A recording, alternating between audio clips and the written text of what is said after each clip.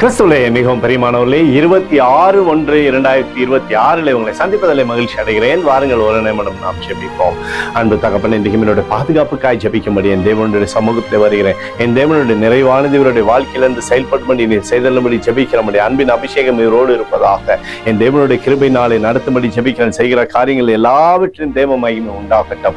இயேசு கிறிஸ்து சிந்தின பரிசுத்த ரத்தத்தை இவர் மீதும் ஒரு குடும்பத்தின் மீதும் ஒரு செய்கிற சகல காரியத்தின் மீது பூசுகிறேன். ஆக இந்த நாள் முழுவதும் மகிமையின் ஆசீர்வாதம் இவரோடு என்று செயல்படுவதாக நிறைவு இவருடைய வாழ்க்கையில் இருக்கட்டும்.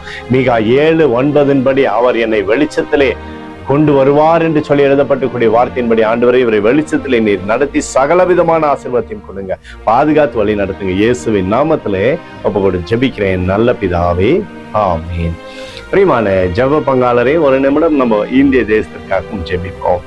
அன்பு தகப்பனே, 26/1/2026 இந்திய தேசத்திற்காக ஜெபிக்கும்படியாய் உம்முடைய சமூகத்தை வருகிறேன். தேசமானது நன்மை பார்க்கும்படி நீர் செய்தல்லும்படி ஜெபிக்கிறோம். உம்முடைய கோலும் கைத்தடியும் தேசத்தை தேற்றட்டும். உம்முடைய அன்பின் அபிஷேகம் தேசத்திலிருந்து செயல்படும்படி நீர் செய்தல்லும்படியாய் ஜெபிக்கிறேன். அப்பா, என் தேவனுடைய கரம் தேசத்திலே நன்மையை கொண்டு வருவதாக. எங்களுக்காக அடித்து நொறுக்கப்பட்டிருக்கூடிய இயேசு கிறிஸ்துவும் அவர் சிந்தன விலையேறப்பட்ட ரத்தத்தினை ஒப்புக் கொடுக்கிறேன். அத்தோடு இந்திய தேசம் எழுப்புதலை தரும்படியாய் ஜெபிக்கிறேன். எழுப்புதலை தருவீராக, எழுப்புதலை தருவீராக, எழுப்புதலை தருவீராக.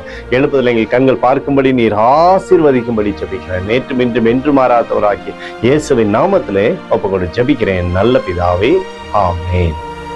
பிரியமான ஜெப பங்காளரே, ஆண்டவர் நம்மளுடைய ஜெபத்தை கேட்டிருக்கிறார். இந்த நாள் முழுவதும் கர்த்தராகிய இயேசு கிறிஸ்துவுக்குள் நீங்கள் வளரும்படி வாழ்த்தி ஆசீர்வதிக்கிறேன். ஆமென்.